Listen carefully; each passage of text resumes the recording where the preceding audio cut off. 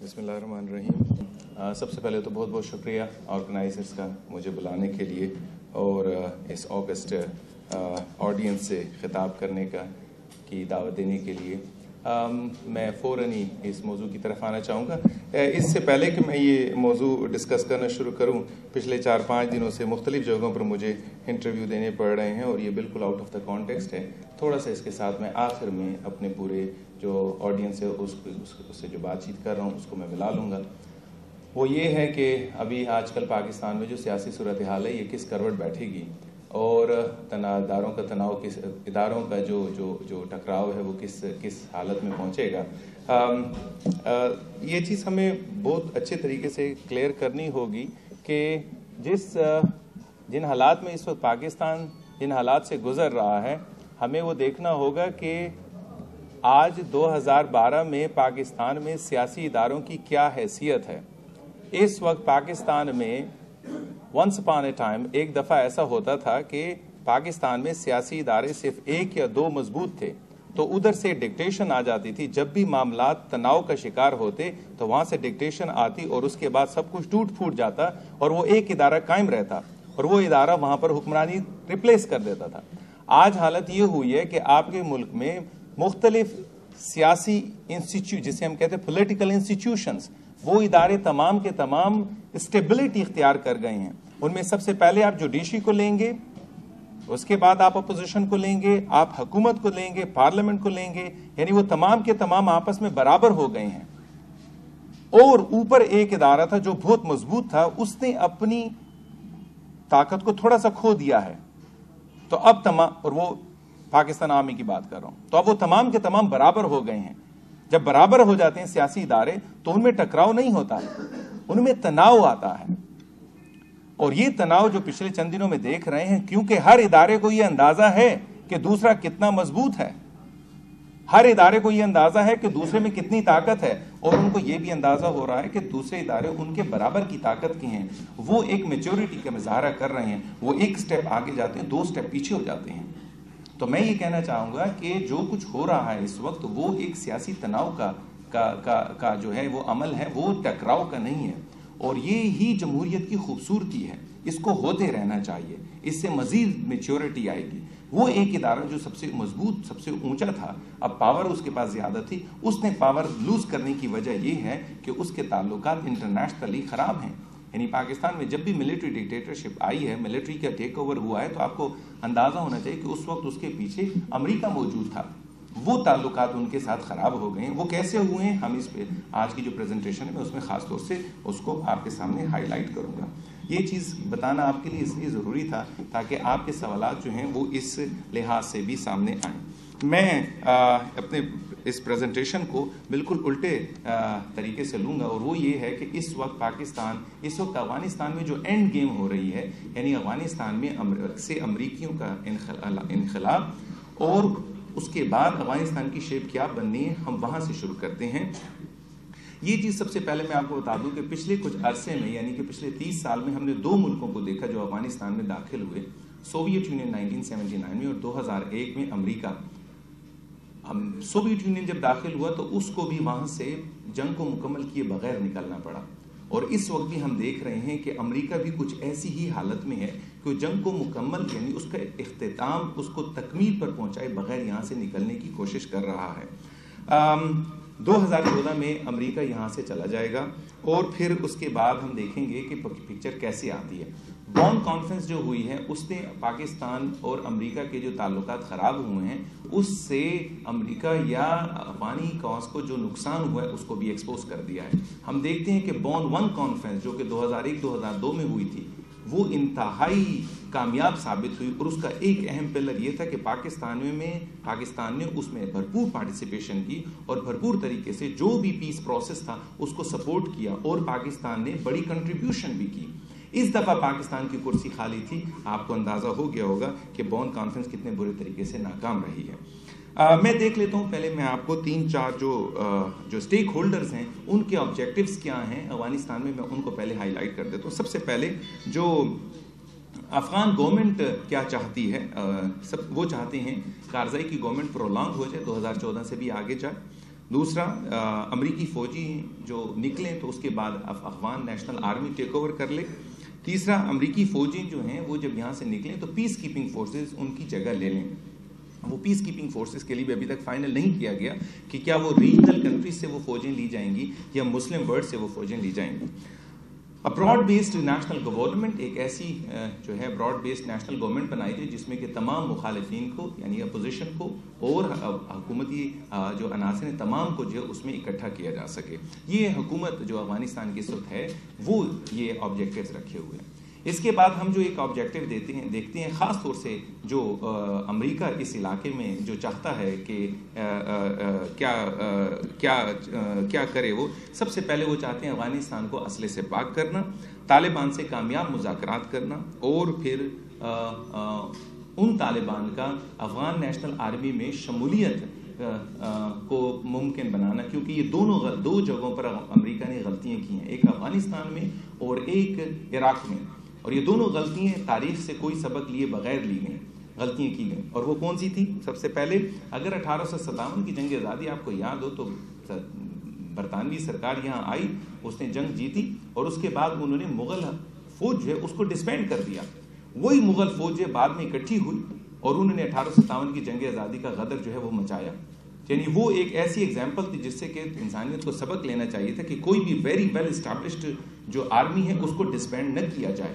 وہ کیا گیا. اب یہاں پر جب عراق میں یہ لوگ داخل ہوئے تو انہوں نے ونس اگین صدام حسین کی آرمی کو ڈسبینڈ کیا اور وہی آرمی پھر اس کے بعد مقتدی صدر کے تحت یا مہدی بریگیڈ کے تحت انہوں نے امریکہ کو جو ہے عراق میں ناکو چنے چبائے.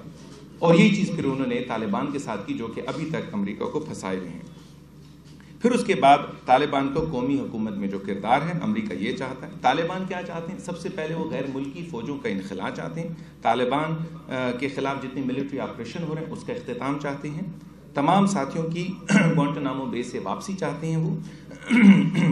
وہ چاہتے ہیں ایک کمپرومائزڈ اسلام کا نفاذ، یعنی ایک ایسے اسلام کا جو ورژن ہے وہ فائنل کر لیا جائے جو کہ افغان حکومت کو بھی قابل قبول ہو اور طالبان خود بھی اس میں تھوڑا بہت کنسیشن لانا چاہتے ہیں. اور اب وہ وقت آ گیا جبکہ وہ بہت ہی میچورلی کام کر رہے ہیں، یعنی انہوں نے اپنے آپ کو القاعدہ سے بالکل ڈسوسیٹ کر دیا ہے. وہ چاہتے ہیں طالبان اور القاعدہ میں جب بھی میں امریکیوں سے بات کرتا ہوں ان سے کہتا ہوں کہ یہ چیز خاص طور سے آپ ذہن میں رکھیے، آپ جب ٹیررسٹ کا کہتے ہیں تو آپ طالبان القاعدہ دونوں کو ملا دیتے ہیں، حالانکہ یہ دونوں مختلف چیزیں ہیں. طالبان کا جو ایجنڈا ہے وہ لوکل ہے، وہ نیشنل ہے، وہ صرف اور صرف افغانستان میں تبدیلی چاہتے ہیں، جبکہ القاعدہ کا جو ایجنڈا ہے وہ گلوبل ہے، وہ ساری دنیا میں ایک تبدیلی چاہتے ہیں. لہٰذا آپ ان دونوں کو ایک چھڑی سے نہ ہانکیں. اور یہی وہ جگہ ہے جہاں پر کہ امریکہ غلط کر چکا ہے اور اس کی وجہ سے اس کو اس غلطی کا خمیازہ بھگتنا پڑ رہا ہے ابھی تک. اب آخر میں پاکستان کے وہ آبجیکٹیوز کیا ہیں جس کی وجہ سے کہ پاکستان سمجھتا ہے کہ یہ گیم جو اینڈ ہو رہی ہے اس میں اس کا کیا رول ہو. افغانستان میں انڈیا کے بڑھتے ہوئے کردار کو کم کیا جائے، طالبان کا قومی حکومت میں حصہ بھرپور طریقے سے جتنی کہ ان کی پاپولیشن ہے، اور اکثر ہم طالبان کو جو پشتون میجورٹی ہے اس کے لحاظ سے ان کا شیئر مانگتے ہیں جو کہ 43% ہے. ڈرون حملوں کا پاکستان کے ٹرائبل ایریاز میں خاتمہ، افغانستان اور انڈیا کا پاکستانی طالبان کو سپورٹ دینے سے جو ہے ان کی واپسی، یعنی وہ کس طریقے سے ان کو سپورٹ دینا بند کر دیں، اور افغانستان اور انڈیا کا بلوچ علیحدگی پسند عناصر کو بلوچستان میں جو سپورٹ کرنا ہے اس سے ان کو منع کرنا امریکہ کا. یہ چند میں نے آپ کے سامنے جو پیش کی کہ جو اسٹیک ہولڈرز ہیں وہ کیا چاہتے ہیں افغانستان میں، اور اس میں پھر امریکہ اور پاکستان جو ہے ان کے تعلقات پر پھر میں بھرپور طریقے سے اس پر ایک نظر آخر میں دوں گا. امریکہ اور انڈیا کے جو بڑھتے ہوئے تعلقات ہیں ان سے یہ واضح ہو گیا کہ افغانستان میں امریکہ انڈیا کو ایک بہت اہم رول دے چکا ہے اور دے رہا ہے اور 2014 کے بعد بھی دیتا رہے گا.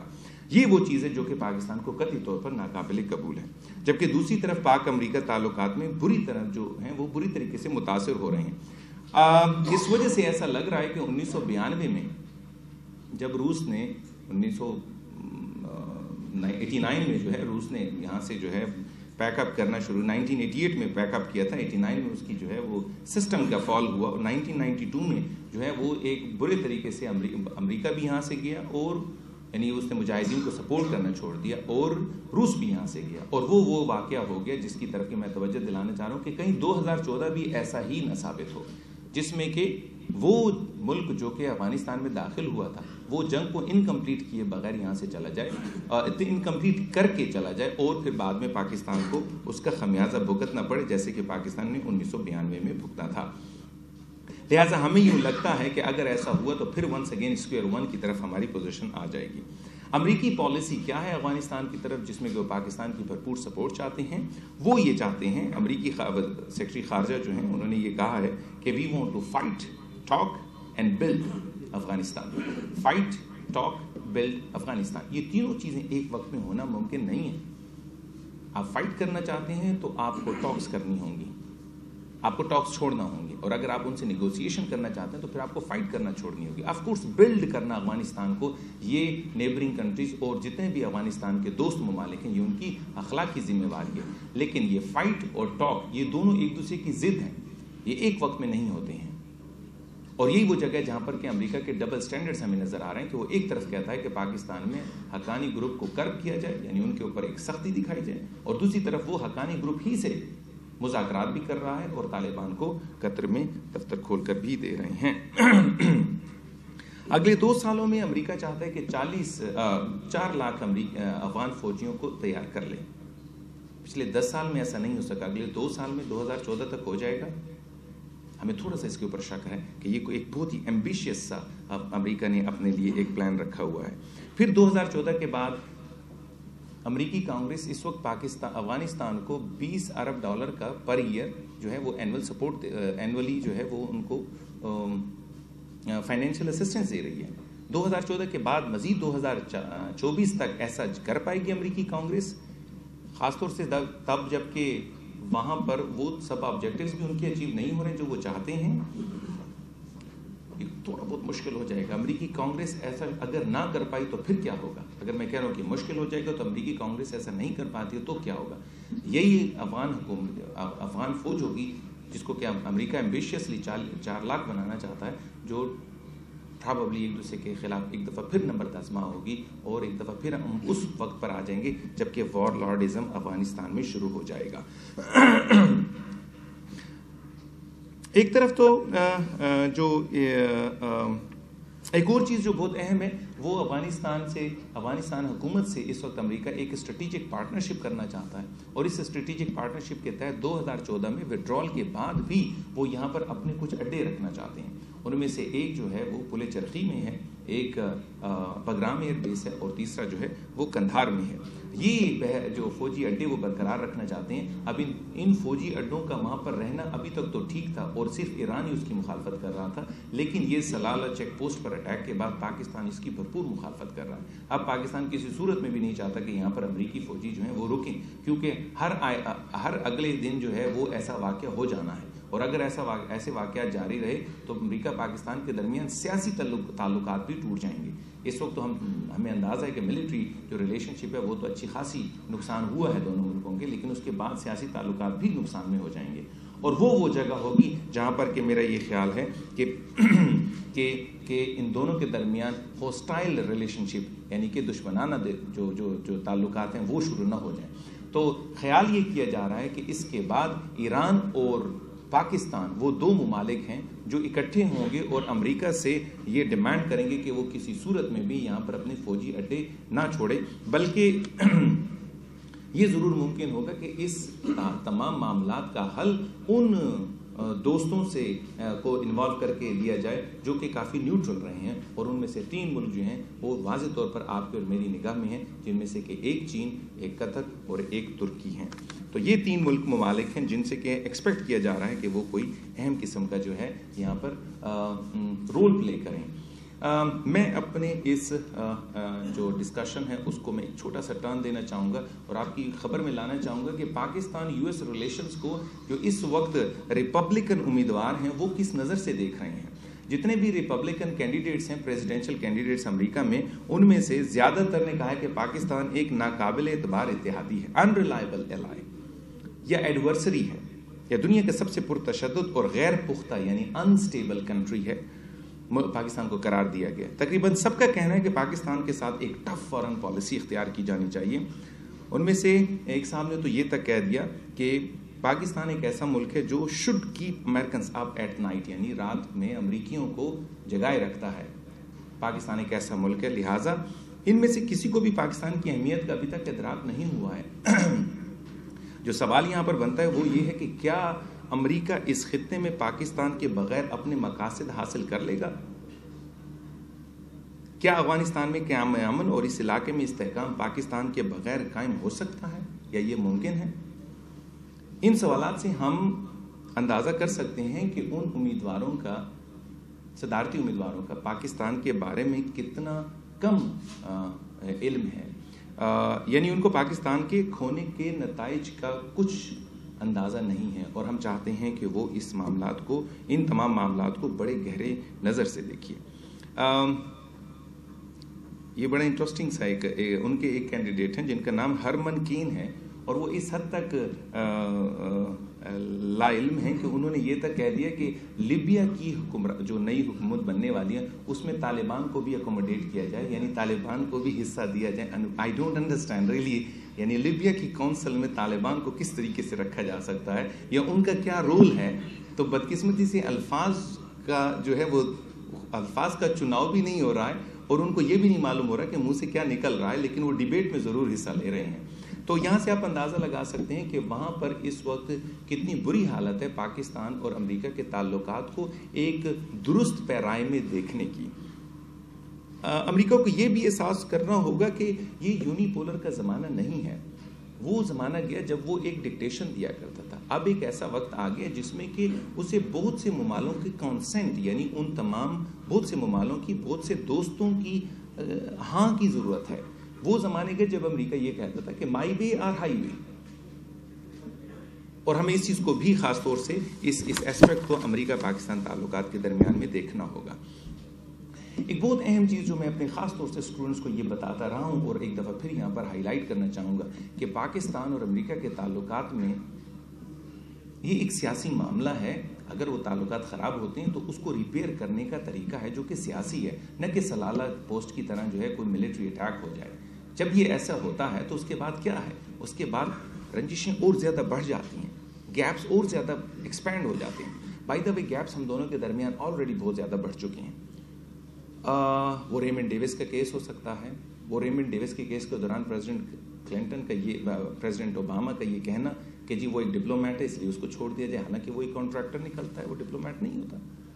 یا یہ کہہ دینا جان کیری کا کہ جی ہم اس کو یہاں سے لے کر جا رہے ہیں اور وہاں پر جو اس کے اوپر بھرپور کیس چلایا جائے گا، جبکہ اس پر کیس نہیں چلایا جاتا۔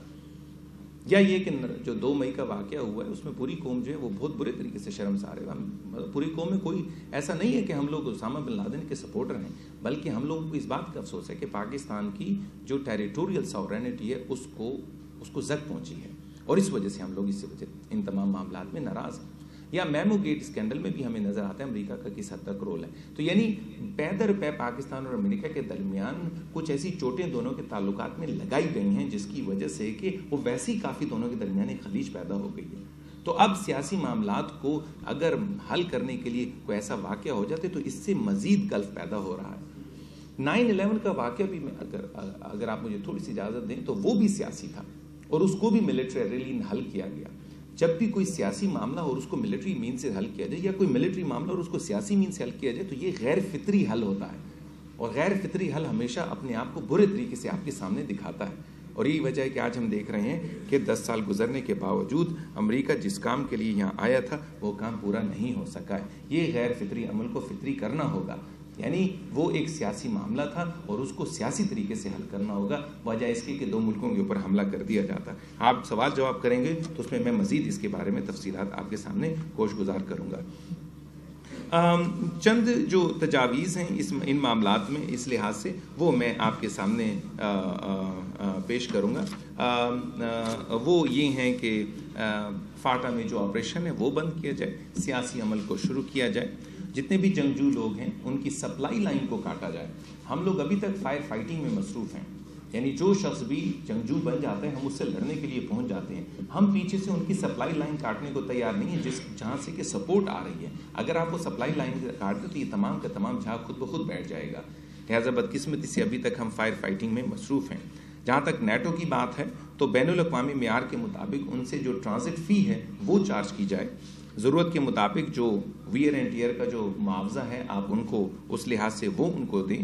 جو ٹرمز آف انگیجمنٹ ان کو نئے سرے سے لکھیں اور اس میں خاص طور سے پاکستان جو وار آن ٹیرر میں امریکہ کے ساتھ تعاون کر رہا ہے اس کا کچھ نہ کچھ ہمیں جو ہے اس کا کچھ نہ کچھ ہم رزلٹ حاصل کریں. اب مسئلہ یہ ہے کہ پاکستان بھرپور طریقے سے وار آن ٹیرر جو امریکہ کی تھی کسی زمانے میں، اور آج مجبوراً پاکستان کی بھی وہ جنگ ہو چکی ہے کیونکہ ہم نے بھی اس میں 35-36 ہزار اپنے جو ہم وطن ہیں وہ اس میں جو ہیں لگا دیے ہیں اور جن کی جانیں جو ہیں وہ ضائع ہوئی ہیں اس میں. تو اب ایسے موقع پر بہتر یہ ہے کہ ہم کسی طریقے سے اپنے ملک کے ان تکلیفات کا مداوع کریں جس کی ضرورت ہے، اور اس وقت پاکستان میں سب سے بڑا کرائسس انرجی کا ہے. لہٰذا سویلین نیوکلیئر ٹیکنالوجی کے بارے میں امریکہ سے بات کی جائے کہ وہ ٹرانسفر کرے. کیا امریکہ نے پہلے یہ کسی کو ٹرانسفر نہیں کیا؟ ہمارے نیبر میں ہی انڈیا کے ساتھ ایک بھرپور قسم کا امریکہ کے ساتھ ایگریمنٹ ہوا ہے جس کو کہ سویلین نیوکلیئر ٹیکنالوجی ایگریمنٹ یا اس کو ڈیل 123 کہتے ہیں. 123 وہ 123 اس آرٹیکل کا نام ہے ہائیڈ ایکٹ جسے کہتے ہیں، جس کے تحت کہ وہ ایگریمنٹ دونوں کے درمیان ہوا ہے اور انڈیا کو وہ نیوکلیئر ٹیکنالوجی امریکہ اب ٹرانسفر کر رہا ہے. اس کے لحاظ سے جو پاکستان میں جو توانائی کا بحران آیا ہے ہم اس جو حساس شکل اختیار کر گئے، اور پاکستان کی سلامتی بھی اب اس کے لحاظ سے اسٹیک پر ہے، ہم اس مسئلے کا جو ہے حل حاصل کر سکتے ہیں. CIA پاکستان میں صرف القاعدہ کے لیے نہیں بلکہ وہ پاکستان کی ایٹمی صلاحیت پر بھی نظر رکھے ہوئے. اب جبکہ حسین حقانی جو واشنگٹن میں سفیر نہیں رہے تو وقت کا تقاضا یہ کہ CIA کی سرگرمیوں کو بھی محدود کیا جائے. نیٹو سپلائی کو پاکستان کی ضروریات سے مشروط کیا جائے. اگر نیٹو سپلائی کو بند کر دیا تو امریکہ، یہ بھی کہا جاتا ہے کہ امریکہ رشیا اور سینٹرل ایشین ریپبلکس کے راستے سے جو ہے اپنی پروڈکٹس کو لے آئے گا. آپ کے ذہن میں یہ ہونا چاہیے کہ اس لحاظ سے امریکہ کو وہ پروڈکٹس جو پاکستان سے جا رہی ہیں 45% مہنگی پڑیں گی اور 25 دن لیٹ وہاں پر پہنچے گی وہ پروڈکٹ. اگر پاکستان جیسے کہ پاکستان نے بند کر دی اور یہ کہہ دیتا ہے کہ ہمیں سویلین نیوکلیئر ٹیکنالوجی ٹرانسفر کی جائے ورنہ یہ بند رہے گا، تو ایسی صورتحال میں آف کورس وہ رشیا کی طرف چلے جائیں گے. رشینز کے پاس ایک بہت خوبصورت پلان ہے کہ اگر امریکہ ہم پر ڈیپینڈنٹ ہو جاتا ہے تو ہم امریکہ سے یہ کہیں گے کہ اس کا میزائل ڈیفنس شیلڈ جو اس کا جو پلان ہے جس کے تحت کہ اس نے اپنے آپ کو سیکیور کیا اور اس کی وجہ سے رشینز انسیکیور ہے، اس پر کمپرومائز کرے. وہ امریکہ کبھی بھی نہیں کرے گا. لہٰذا وہی امریکہ جو پاکستان کو چھوڑ کر وہاں جائے گا کہ وہاں سے بھرپور طریقے سے نیٹو سپلائی کرے، وہی امریکہ دوبارہ واپس آئے گا آپ کے پاس. جو میزائل ڈیفنس شیلڈ ہے اس پر کمپرومائز کرنا امریکہ کے لیے ناممکن ہے بنسبت اس کے کہ وہ پاکستان کے انرجی کرائسس کو حل کرے. لہٰذا یہ لوگ پھر واپس آئیں گے اور اس کے بعد آپ ایک دفعہ پھر اپنی ٹرمز آف انگیجمنٹ پر ان کو انوالو کر سکتے ہیں. میرا سب سے آخری جو بہت امپورٹنٹ آرگومنٹ جو میں چاہوں گا آپ لوگوں کے ساتھ شیئر کرنا وہ یہ ہے کہ اس وقت امریکہ پاکستان کے تعلقات کو کیا شکل دی جائے، اور اس کے لیے میں ایک ٹرم کوائن کر رہا ہوں آپ کے سامنے، and that is called congagement. CONGAGEMENT. Now what is congagement? کون سے مطلب کنٹینمنٹ اور انگیجمنٹ کا مینٹ ان دونوں کو ملا، یعنی پاکستان اور امریکہ کے تعلقات کسی صورت میں بھی انگیجمنٹ نہ ہوں اور نہ ایک دوسرے کو کنٹین کرنے کے ہوں. پاکستان اس کو انگیج بھی کرے اور کنٹین بھی کرے. ان دونوں تھیریز کی اپلیکیشن ایک خوبصورت تعلقات کو جنم دے گی. ہمیں اس چیز کو خاص طور سے دیکھنا ہوگا، ادروائز ہمارے لیے یہ چیز بہت مشکل ہو جائے گی کہ ہم اپنے کانسیپٹس کو یا اپنے تعلقات کو امریکہ سے اس لیول پر رکھیں جس لیول پر ہم رکھنا چاہتے ہیں. یہ بہت امپورٹنٹ ہے آپ کے ذہن میں یہ ہو کہ اس وقت پاکستان امریکہ سے ناراض ہے، اس کے باوجود بھی امریکہ کے دباؤ اور اس کی ایڈ کی وجہ سے ہمیں بہت سے کام کرنے پڑ رہے ہیں. تو اس وقت پاکستان کس قسم کا دوست ہے امریکہ کا؟ وہ اسٹرینجڈ کلائنٹ ہے، ESTRANGED، اسٹرینجڈ کلائنٹ، یعنی ایک ایسا کلائنٹ پیٹرن کلائنٹ ریلیشن شپ میں پیٹرن امریکہ ہے، کلائنٹ پاکستان ہے، لیکن اس دفعہ یہ کلائنٹ ناراض ہے. اور یہ ناراض کلائنٹ کیا چاہتا ہے؟ یہ ناراض کلائنٹ پیٹرن کا کام نہیں کرنا چاہتا. وہ پیٹرن اس کو بتاتا ہے کہ جی آپ نے اتنے علاقوں پر اتنی بمباری کرنی ہے، یعنی فار ایگزامپل 20، اور کلائنٹ چونکہ ناراض ہے وہ 2 جگہوں پر بمباری کر کے آ جاتا ہے اور وہ اس کو پسند نہیں کر رہا ہے.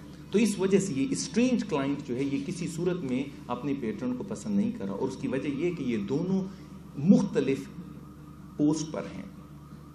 پہلی جنگ عظیم 4.5 سال میں ختم ہو گئی, دوسری جنگ عظیم 5 سال میں ختم ہو گئی ہے. وار آن ٹیرر 10 سال کے بعد ختم کیوں نہیں ہو رہی ہے؟ اس کی بہت اہم وجوہات دو ہیں. سب سے پہلے اتحادی ایک دوسرے کا خیال رکھتے ہیں. دوسرا, ان کے جو آبجیکٹیوز ہیں جنگ کے وہ کامن ہوتے ہیں. یہاں پر ہمیں انڈیا, امریکہ اور پاکستان دونوں کو ہمیں نظر نہیں آتا کہ وہ ایک دوسرے کا خیال رکھے ہوئے ہیں. امریکہ جا کر ڈیل 1 2 3 انڈیا کے ساتھ کر رہا ہے. امریکہ پاکستان میں کی مختلف طرح سے جو ہے وہ انٹرفیئر کر رہا ہے, اور اس کو یہ بھی پتا ہے کہ ڈرون اٹیک سے یہاں پر اس کی پاپولیرٹی کو نقصان ہوگا, اور وہ کر رہا. پاکستان دوسری طرف, اس پاکستان پر الزام ہے کہ وہ افغان طالبان کو سپورٹ کر رہا ہے. اور اس کے بعد ہمیں یہ پتہ چلا ہے اب کہ امریکہ نے اسلام آباد میں, امریکن کتنے ایسے ایڈمنسٹریٹرز ہیں جو آئے اور انہوں نے اسلام آباد میں یہ بات کھلے بندوں کہی ہے کہ تم جو کچھ ہمارے ساتھ کر رہے ہو اب ہم تمہارے ساتھ کر رہے ہیں. وہ TTP کو سپورٹ کر رہے ہیں. لہٰذا آپ دیکھیے ایلائز اکٹھے ہیں, لیکن وہ دونوں ایک دوسرے کے دشمنوں کو سپورٹ کر رہے ہیں, اور ان کے آبجیکٹیوز کامن نہیں ہیں. وار آن ٹیرر 10 سال ہو گئے ہیں. مجھے یقین ہے کہ وار آن ٹیرر مزید 30 سال تک بھی جاری رہے, ختم نہیں ہونی. اس کی وجہ یہ ہے کہ الائز ایک دوسرے کے ساتھ سنسیئر نہیں ہیں, اور ان کے جنگ کرنے کے آبجیکٹیوز کامن نہیں ہیں. میں آخری 2 منٹ لینا چاہوں گا. قائد's ویژن بہت امپورٹنٹ یہاں پر ہے, اور اس وجہ سے جو میرا تھیسس تھا PhD کا US پاکستان آرمی ریلیشن شپ, اس میں جناح کا جو تھوڑا بہت جو کوٹیشنز تھے میں وہ چاہوں گا کہ آپ کے سامنے شیئر کروں. امریکہ سے تعلقات پر جناح نے سپورٹ کیا تھا. اس کی بہت سی وجوہات ہیں. شروع میں امریکہ سے تعلقات جناح نے سپورٹ کیے تھے. فریڈم اینڈ لبرٹی کے وہ کانسیپٹ جو امریکہ اس زمانے میں دے رہا تھا وہ روس نہیں دے رہا تھا. امریکی ٹیکنالوجی اور اس کی پاور کو دیکھتے ہوئے جناح نے اس وجہ سے بھی تعلقات امریکہ سے بنانے کے لیے زیادہ زور دیا تھا. روسی جو کمیونسٹ سسٹم ہے وہ دوسرے ممالک میں انٹرفیئرنس کی وجہ بن رہے تھے, اور جناح کسی صورت میں بھی ایسے کسی سسٹم کو اڈاپٹ کرنے کو تیار نہیں تھے جس سے کہ کوئی ایک ملک دوسرے ملک میں انٹرفیئر کرے. تو آپ اس لحاظ سے یہ بھی اندازہ کر لیجئے کہ اگر آج جناح ہوتے تو کسی صورت میں بھی پاکستان کی انٹرفیئرنس افغانستان میں برداشت نہ کرتے. یعنی آج ہم میں سے بہت سے لوگ اس وقت آڈینس میں بھی بیٹھے ایسے لوگ ہیں جو یہ کہتے ہوں گے کہ جی افغانستان میں ہمیں ایک پرو پاکستان حکومت ایکسیپٹیبل ہے. کیوں جب ہم نہیں چاہتے کہ کوئی ہمارے ملک میں انٹرفیئر کرے تو ہم کیوں ایسے لوگوں کو سپورٹ کر رہے ہیں پاکستان میں جو افغانستان میں جا کر فنگرنگ کریں گے اور ہم کہیں گے کہ جی بالکل افغانستان میں کوئی ایسی حکومت آ جائے جو کہ پرو پاکستان ہو, ہم اسے ایکسیپٹ. نو, ہم پہلے پاکستان کا خیال رکھ لیں, اس کے بعد ہم دیکھیں گے کہ ہم کیا کریں. لیکن انٹرفیئرنس کسی صورت میں بھی نہیں ہونی چاہیے, کیونکہ جناح نے خود بھی یہ چیز ایکسیپٹ نہیں کی تھی, اور یہی وجہ تھی جس کی وجہ سے کہ جناح امریکہ کی طرف گئے تھے. امریکہ میں rule of law, separation of powers, ایسے پرنسپلز تھے جو جناح بہت پسند کرتے تھے, اور یہی وجہ تھی کہ انہوں نے شروع میں ہی کہا کہ ہم امریکہ سے زیادہ گہری دوستی چاہیں. امریکہ میں مذہبی آزادی حاصل ہے, اور جناح کے آپ خیالات کے مختلف اگر اسٹیٹمنٹس پڑھیں تو پاکستان کے بننے کے فوراً بعد انہوں نے یہ کہا کہ پاکستان بن چکا ہے. اور آج جو ایک اسٹیٹمنٹ آپ کو بھرپور یاد ہوگی کہ آج ہندو ٹیمپل میں جانے کو آزاد ہے, سکھ گردوارے میں جانے کو آزاد ہے, عیسائی جو ہے وہ گرجے میں جانے کو آزاد ہے, اور جو ایک مسلمان جو ہے وہ مسجد میں جانے کو آزاد ہے. یا انہوں نے کہا کہ آج تم نے جو سب نیشنلٹیز کے لحاظ سے ہمارے پاس ایک اسٹیٹمنٹ ہے, اور ہمیں ایک مذہبی لحاظ سے بھی اسٹیٹمنٹ ہے جس میں انہوں نے کہا کہ آج آپ صرف پاکستانی ہیں, آپ مذہبی لحاظ سے اپنے آپ کو کمپارٹمنٹلائز نہ کریں. دوسری طرف ہم دیکھتے ہیں کہ مذہبی لحاظ سے جو سپریشن تھا سوویت یونین میں, اور اس وجہ سے جناح وہاں نہیں جانا چاہتے تھے. لیکن آج کے اگر حالات جناح کے توقعات کے اگر آج جناح کے پاکستان کے حالات جناح کی توقعات کے برعکس ہیں تو ہمیں یہ دیکھنا ہوگا کہ اگر جناح زندہ ہوتے تو رولز آف انگیجمنٹ کو وہ ری رائٹ کرتے. آج جو امریکہ کر رہا ہے وہ 1947-1948 میں نہیں تھا. لہٰذا یہ بہتر ہوگا کہ جس طرح کے سے ہمارے جس طریقے کے تعلقات رہے ہیں امریکہ کے ساتھ, ہم ان کو ایک دفعہ پھر ڈیفائن کریں, اور نان انٹرفیئرنس کا جو اصول ہے جناح کا اس کو خاص طور سے ہم فالو کریں, خاص طور سے تب جب کہ ہمارا ایک نیبرنگ فرینڈلی کنٹری یعنی چائنا فالو کر رہا ہے. وہ کبھی بھی یہ نہیں کہتے ہیں کہ آپ کے ملک میں کیا ہو رہا ہے, وہ کہتے ہیں جو کچھ بھی آپ کر رہے ہیں وہ آپس میں کر رہے ہیں, جب آپ اس سے فارغ ہو لیں ہم اس سے ڈیل کریں گے, لیکن جو اندر ہو رہا ہے یہ آپ کا ایکسکلوسیولی اپنا ڈومین ہے اور آپ ان تمام کو خود ڈیل کیجیے. امریکہ اس لحاظ سے اس چیز کو نظر انداز نہیں کرتا بلکہ وہ اس میں خاص طور سے انٹرفیئرنس کرتا ہے. میں اپنے اس جو بات چیت ہے اس کا اختتام کرنا چاہوں گا ونس اگین اسی پوائنٹ پر کہ پاکستان اور امریکہ کے درمیان تعلقات کو بہتر شکل دی جا سکتی ہے صرف اور صرف تب جب ہم اپنے آپ کو کلائنٹ کر سمجھنا چھوڑ دیں، جب ہم برابری کی بنیاد پر تعلقات رکھیں. برابری کی بنیاد پر تعلقات رکھنے کے لیے یہ بہت ضروری ہے کہ ہم اس طرح کا ایٹیٹیوڈ اختیار کریں، وہ ایٹیٹیوڈ جس سے ایک رسپیکٹ آئے. اگر ہم اپنے آپس میں وہ اسٹارٹ ہی نہیں کرتے وہ کانسیپٹ جس کی وجہ سے کہ ہم رسپیکٹ گین کریں گے، کبھی بھی پاکستان کلائنٹ کے جو اسٹیٹس ہے، جو رول ہے، اس سے آگے نہیں بڑھ سکے گا. اس لیے ونس اگین میں آپ کو یہ بتانا چاہوں گا، اس وقت پاکستان کو جو پالیسی اختیار کرنی چاہیے وہ کانگیجمنٹ ہونی چاہیے، نہ کہ انگیجمنٹ، نہ کہ کنٹینمنٹ. کنٹینمنٹ پاکستان افورڈ نہیں کر سکتا، ایک کمزور ملک ہے. انگیجمنٹ پاکستان افورڈ نہیں کر سکتا کیونکہ پاکستان اتنا میٹھا ہو جاتا ہے کہ امریکہ اس کو کھا جاتا ہے. لہٰذا بہتر ہوگا کہ آپ ان دونوں پالیسیز کی کمبینیشن کو اختیار کریں، which means engagement. Thank you so much for your kind attention, ladies and gentlemen.